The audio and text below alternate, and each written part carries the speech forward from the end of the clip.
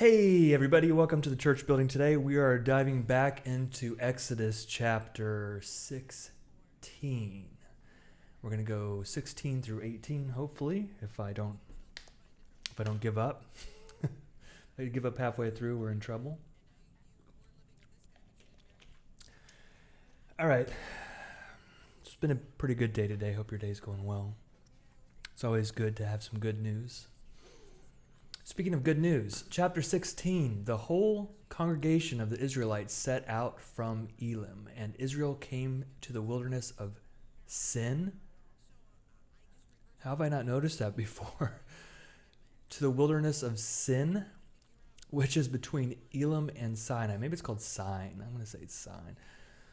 On the 15th day of the second month after they had departed from the land of Egypt, the whole congregation of the Israelites complained against Moses and Aaron in the wilderness. The Israelites said to them, "If only we had died by the hand of the Lord in the land of Egypt, when we sat by the flesh pots and ate our fill of bread. For you have brought us out into the wilderness to kill this whole assembly with hunger." Then the Lord said to Moses, "I'm going to rain bread from heaven for you, and each day the people shall go out and gather enough for that day. In that way I will test them, whether they will follow my instruction or not. On the sixth day, when they prepare what they bring in, it will be twice as much as they gather on other days." So Moses and Aaron said to all the Israelites, "In the evening you shall know that it was the Lord who brought you out of the land of Egypt, and in the morning you shall see the glory of the Lord, because he has heard your complaining against the Lord. For what are we that you complain against us?" And Moses said, "When the Lord gives you meat to eat in the evening, and your fill of bread in the morning, because the Lord has heard the complaining that you utter against him, what are we? Your complaining is not against us, but against the Lord." Verse 9. Then Moses said to Aaron, "Say to the whole congregation of Israelites, 'Draw near to the Lord, for he has heard your complaining.'" And as Aaron spoke to the whole congregation of the Israelites, they looked toward the wilderness, and the glory of the Lord appeared in the cloud. The Lord spoke to Moses and said, "I have heard the complaining of the Israelites. Say to them, at twilight you shall eat meat, and in the morning you shall have your fill of bread. Then you shall know that I am the Lord your God." In the evening, quails came up and covered the camp, and in the morning there was a layer of dew around the camp. When the layer of dew lifted, there on the surface of the wilderness was a fine, flaky substance, as fine as frost on the ground. When the Israelites saw it, they said to one another, "What is it?" For they did not know what it was. Moses said to them, "It is the bread that the Lord has given you to eat. This is what the Lord has commanded. Gather as much of it as each of you needs, an omer to a person according to the number of persons, all providing for those in their own tents." The Israelites did so, some gathering more, some less. But when they measured it with an omer, those who gathered much had nothing left over, and those who had gathered little had no shortage. They gathered as much as each of them needed. And Moses said to them, "Let no one leave any of it over until morning." But they did not listen to Moses. Some left part of it until morning, and it bred worms and became foul. And Moses was angry with them. Morning by morning they gathered it as much as each needed, but when the sun grew hot, it melted. Verse 22.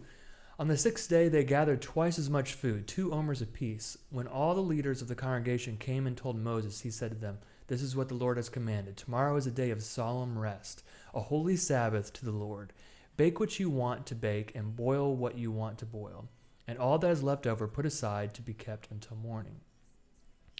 So they put it aside until morning, as Moses commanded them, and it did not become foul, and there were no worms in it. Moses said, "Eat it today, for today is a Sabbath to the Lord. Today you will not find it in the field. 6 days you shall gather it, but on the seventh day, which is a Sabbath, there will be none." On the seventh day some of the people went out to gather. Oh, come on, people. They tried. They told them there was not going to be anything to gather, but they had to check it out anyway. Makes sense. And they found none. The Lord said to Moses, "How long will you refuse to keep my commandments and instructions?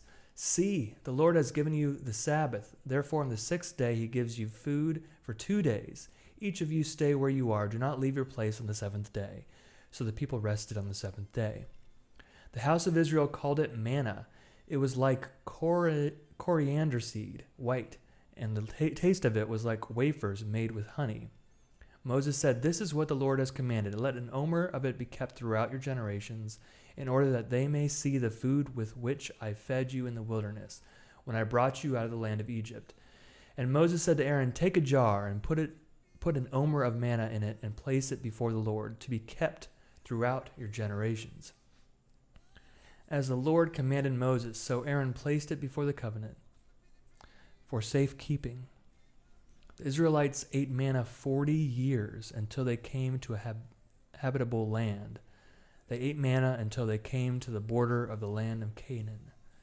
An omer, by the way, an omer is 1/10 of an ephah. Please don't forget that. For Bible Jeopardy, please, an omer is 1/10 of an ephah. An interesting note about manna, the word manna. Some scholars say that is like a literal, like that word manna means, what is it? Because that's what the Israelites said. They're like, what is it? So when they saw that, they called it, what's it? Basically, like, what's this? What's this stuff? This fancy bread.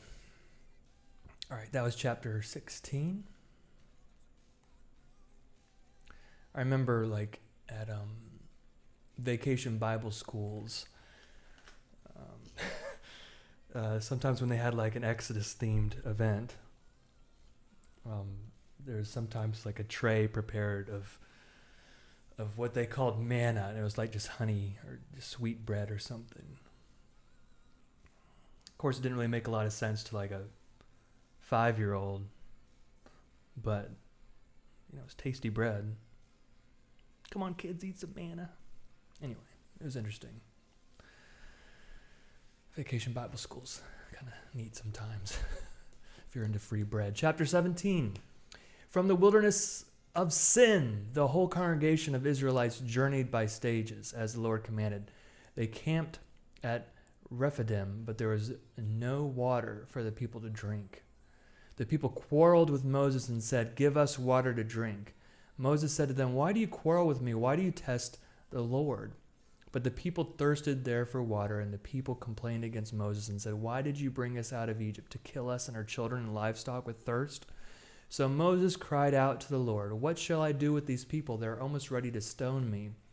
The Lord said to Moses, Go on ahead of the people and take some of the elders of Israel with you. Take in your hand the staff with which you struck the Nile, and go. I will be standing there in front of you on the rock of Horeb. Strike the rock, and water will come out of it, so that the people may drink. Moses did so in the sight of the elders of Israel. He called the place Massah and Meribah, because the Israelites quarreled and tested the Lord, saying, "Is the Lord among us or not?" Then Amalek came and fought with Israel at Rephidim. Moses said to Joshua, "Come, choose some men for us and go out, fight with Amalek. Tomorrow I will stand on the top of the hill with the staff of God in my hand." So Joshua did as Moses told him and fought with Amalek, while Moses, Aaron, and Hur went up to the top of the hill. Whenever Moses held up his hand, Israel prevailed, and whenever he lowered his hand, Amalek prevailed. But Moses' hands grew weary, so they took a stone and put it under him, and he sat on it. Aaron and Hur held up his hands, one on one side and the other on the other side, so his hands were steady until the sun set. And Joshua defeated Amalek and his people with the sword. Then the Lord said to Moses, "Write this as a reminder in a book, and recite it in the hearing of Joshua. I will utterly blot out the remembrance of Amalek from under heaven." And Moses built an altar and called it, "The Lord is my banner." He set a hand upon the banner of the Lord. The Lord will have war with Amalek from generation to generation. And that was chapter 17, and our last chapter is 18. Just get my beverage here. It's water, plain bottled water. This is Sam's Choice.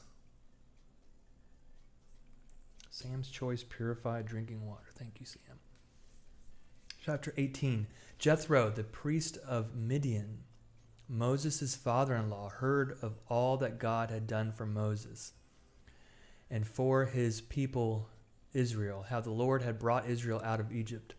After Moses had sent away his wife Zipporah, his father-in-law Jethro took her back, along with her 2 sons.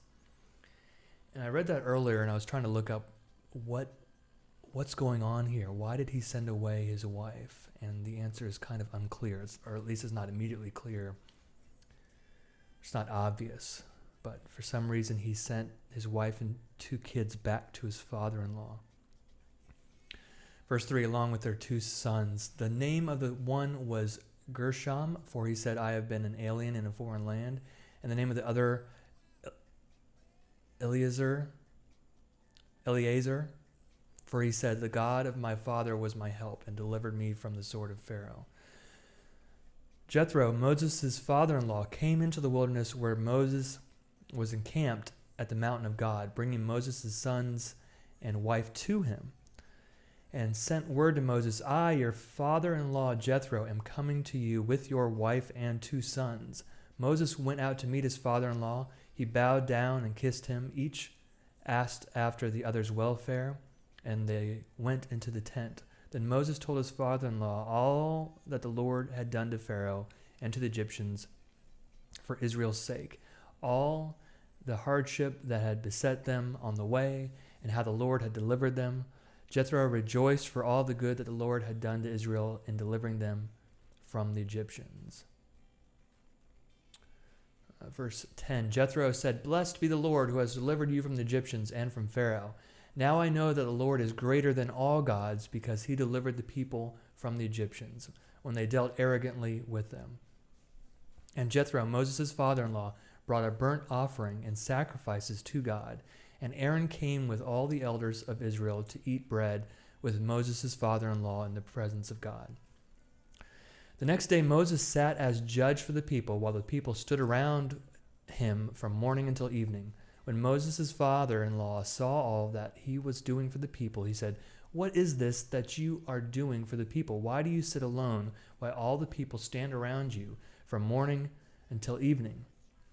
Moses said to his father-in-law, Because the people come to me to inquire of God. When they have a dispute, they come to me, and I decide between one person and another, and I make known to them the statutes and instructions of God.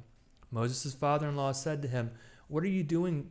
What you are doing is not good. You will surely wear yourself out, both you and these people with you. For the task is too heavy for you. You cannot do it alone. Now listen to me. I will give you counsel, and God be with you. You should represent the people before God, and you shall bring their cases before God. Teach them statutes and instructions, and make known to them the way they are to go and the things they are to do. You should also look for able men among all the people, men who fear God, are trustworthy, and hate dishonest gain. Set such men over them as officers over thousands, hundreds, fifties, and tens.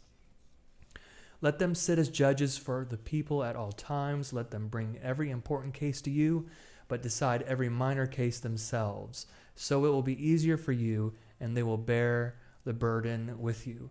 If you do this, and God so commands you, then you will be able to endure, and all these people will go to their home in peace.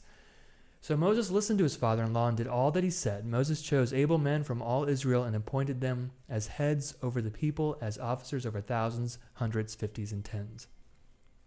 And they judged the people at all times. Hard cases they brought to Moses, but any minor case they decided themselves. Then Moses let his father-in-law depart, and he went off to his own country. And that's chapter 18. Thank you so much for listening today. I appreciate it. I appreciate you. I'm thinking about you, whoever you are in your life's journey. Hope you're doing well. We're going to continue on because the goal is to read the entire Bible, cover to cover. We're getting through Exodus. Thanks again, and have a good day.